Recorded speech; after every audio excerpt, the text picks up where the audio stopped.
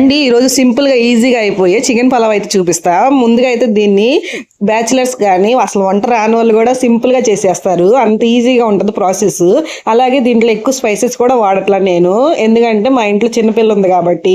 మీ ఇంట్లో పెద్దవాళ్ళు ఉన్నా వాళ్ళు ఎక్కువ స్పైసెస్ ఇష్టపడరు కాబట్టి వాళ్ళకైనా చక్కగా ఈజీగా చేసి పెట్టేవచ్చు మీరు. ముందుగా అయితే చికెన్ బాగా కడుక్కొని దాంట్లో అల్లం వెల్లుల్లిపాయ పేస్ట్, ఉప్పు, పసుపు, కారం, కొంచెం పెరుగు వేసి బాగా కలుపుకొని ఒక అరగంట పక్కన పెట్టుకోండి. ఈ లోపు అయితే ఆనియన్స్ కట్ చేసుకొని ఒక కళాయి తీసుకొని దాంట్లో ఆయిల్, నెయ్యి లేకపోతే బటర్, ఈ రెండిట్లో ఏదో ఒకటి కంపల్సరీ ఉండాల్సిందే. అది వేసుకుంటే ఇంకా టేస్టీగా ఉంటుంది అనమాట. వేసాక మనం ఈ నేను చూపిస్తున్న స్పైసెస్ అన్ని వేసుకొని దాన్ని నేతిలో ఆయిల్లో వేయించుకున్నాక సేపు తర్వాత చికెన్ వేసుకొని ఆ చికెన్ మగ్గాక కొంచెం కొత్తిమీర వేసుకొని మూత పెడితే ఇంకా మగ్గిద్ది అనమాట. దాంట్లో మనం అరగంట ముందే నానబెట్టుకున్న బియ్యం వేసుకొని తగినంత ఎసరు పోసుకొని పూత పెట్టేసుకుంటే పొంగొచ్చిద్ది. ఈ పొంగొచ్చాక ఒకసారి కలిపితే సిమ్లో పెడితే ఇట్లా పొడి పొడిలాడుతూ మన చికెన్ పలావ్ అయితే రెడీ అయిపోద్ది.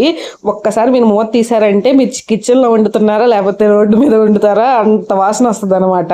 టేస్ట్ మాత్రం సూపర్.